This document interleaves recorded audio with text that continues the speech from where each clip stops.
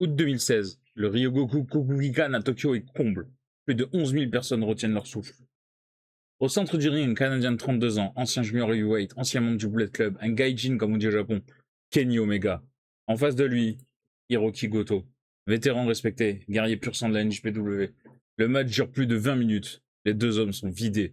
Chaque coup porte la fatigue de tout un tournoi. Omega soulève Goto. One Winged Angel. Le public explose. Pour la première fois dans l'histoire du J1 Climax, un étranger remporte le tournoi le plus difficile du catch mondial. Ce soir-là, beaucoup de fans sentent qu'ils assistent à un tournant, mais ce qu'ils ignorent encore, c'est que ce moment n'est que le dernier chapitre d'une histoire qui dure depuis plus de 35 ans. Une histoire de souffrance, d'endurance, de légendes forgées dans la douleur et de rêves brisés ou réalisés. Chaque été au Japon, une tradition étrange et brutale recommence. Les champions deviennent vulnérables, les légendes cherchent une dernière chance. Les jeunes talents se jettent dans l'arène, et pendant plusieurs semaines, les meilleurs catcheurs de la planète s'affrontent sans répit, sans raccourci, sans échappatoire. Seulement des matchs encore et encore. Bienvenue dans le J1 Climax, le tournoi qui fabrique des légendes. Le tournoi ne récompense pas seulement le talent, mais la survie. Voici l'histoire complète du J1 Climax. Pour comprendre le J1 Climax, il faut revenir aux années 70, bien avant les blocs, les points et les finales épiques. Antonio Inaki fonde la New Japan Pro Wrestling en 1972. Son ambition n'est pas de vendre des super-héros colorés comme aux États-Unis. Il veut que ses catcheurs soient perçus comme de vrais athlètes de combat, des hommes capables d'affronter n'importe qui, n'importe où. C'est la naissance du Strong Style.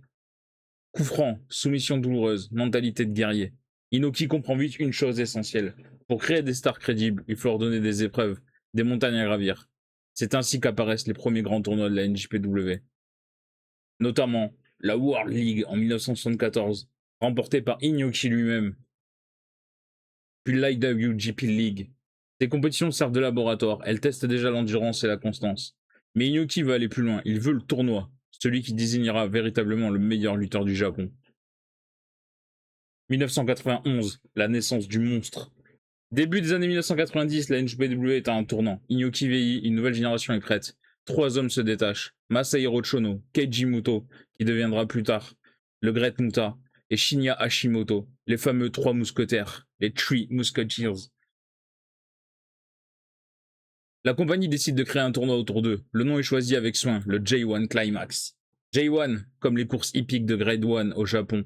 L'élite absolue. Le message est clair. Ce n'est pas un tournoi parmi d'autres. C'est LE tournoi. Août 1991. 8 participants, 2 petits blocs, quelques jours seulement. La finale oppose Chono à Muta. Deux amis devenus rivaux. Après plus de 30 minutes d'un combat intense, Chono l'emporte. Du jour au lendemain, il change de dimension. La NJPW vient de créer une machine à fabriquer des stars, et Chono devient le premier roi du J1. Si le J1 a un roi absolu, c'est Masahiro Chono. 5 victoires. 1991, 1992, 1994, 2002 et 2005. Un record qui tient encore aujourd'hui. Les fans lui donnent rapidement 2 surnoms, Mr. August et Mr. J1. Une anecdote célèbre circule encore. Même quand Chono était blessé ou en baisse de forme pendant l'été, dès que le mois d'août arrivait, il redevenait un monstre. Les statistiques lui donnaient souvent raison. Il incarnait parfaitement l'esprit du tournoi, la capacité à se transcender quand tout le monde s'effondre. C'est le tournoi le plus épuisant du monde. Aujourd'hui, le format est rodé. 20 participants, 2 blocs de 10. Chaque catcheur dispute 9 matchs en quelques semaines, généralement 3 à 4 semaines en mois d'août. 2 points pour une victoire, 1 point pour un nul, 0 pour une défaite. Les premiers de chaque bloc s'affrontent en finale. Le vainqueur obtient un match de championnat à Wrestle Kingdom, le plus grand show de l'année, qui a lieu début janvier. Mais le vrai secret du J1 n'est pas le format, c'est ce qu'il fait au corps et aux esprits.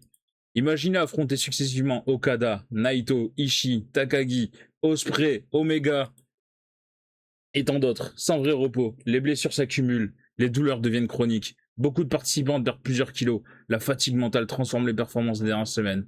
C'est pour cela qu'au Japon, beaucoup considèrent que gagner le J1 est parfois plus prestigieux que remporter un championnat du monde.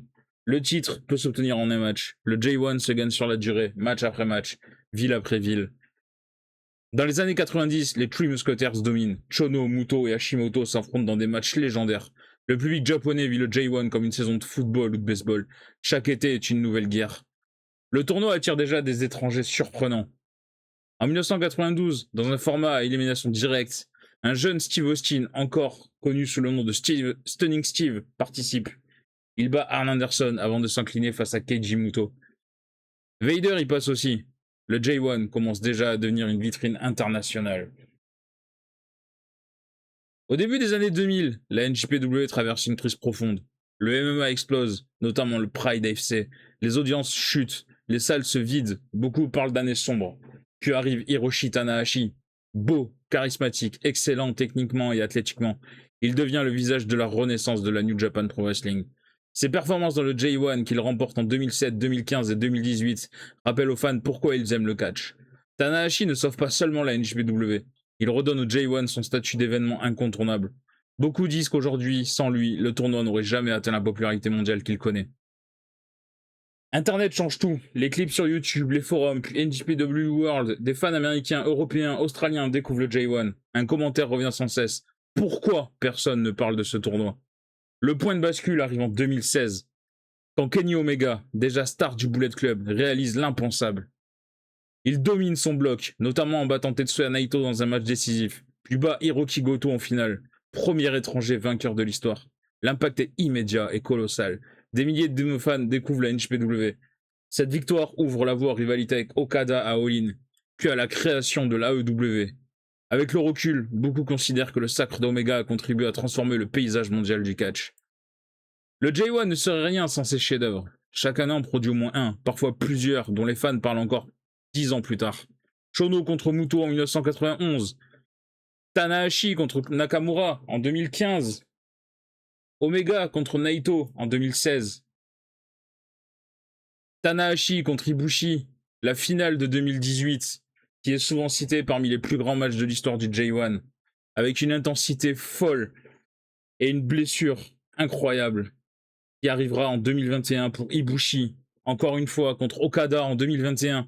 Moment dramatique avec Ibushi qui se blesse sur un Phoenix Splash, l'arbitre qui est obligé d'arrêter le match, dans un silence assourdissant. Et puis il y a Tomohiro Ishii, le Stone Pitbull. Même quand il ne gagne pas le tournoi, ses matchs sont des guerres pures. Il incarne l'esprit du J1 mieux que quiconque. Jamais abandonné, quel que soit l'adversaire. Aujourd'hui encore, quand un catcheur étranger arrive à la NJPW, une ambition revient constamment. Gagner le J1. Parce qu'il ne suffit pas d'être populaire ou champion. Le tournoi exige du respect. Et ce respect se gagne match après match, dans la douleur et la fatigue. Le vainqueur n'obtient pas seulement un title shot à Wrestle Kingdom. Il entre dans une catégorie à part. Il devient une légende vivante. Depuis 1991, le J1 Climax a couronné des champions. Mais surtout, il a fabriqué des légendes. Shono, Hashimoto, Muto, Tanahashi, Nakamura, Naito, Okada, Omega, Ibushi et tant d'autres. Chacun a laissé une partie de lui-même dans ce tournoi, parce que le J1 n'est pas seulement une compétition, c'est un test, c'est un marathon, une tradition, une épreuve que chaque génération doit affronter. Antonio Inoki voulait créer une compétition capable d'identifier le meilleur. Il a créé quelque chose de plus grand, une institution qui continue chaque été à écrire de nouvelles pages d'histoire. Quand la cloche sonne pour le premier match du J1, les records, les réputations et les ceintures ne comptent plus. Pendant quelques semaines, il ne reste qu'une seule question. Qui est réellement le meilleur catcheur du monde? Et cette question, on y répond avec le J1. Et c'est exactement pour ça que nous parlons encore et toujours du J1 Climax. Et nous en parlerons encore longtemps. Abonne-toi pour découvrir d'autres histoires, tournois légendaires et moments qui ont façonné le monde du catch. Parce que parfois, la plus grande victoire n'est pas de battre un adversaire, c'est de survivre à tous les autres.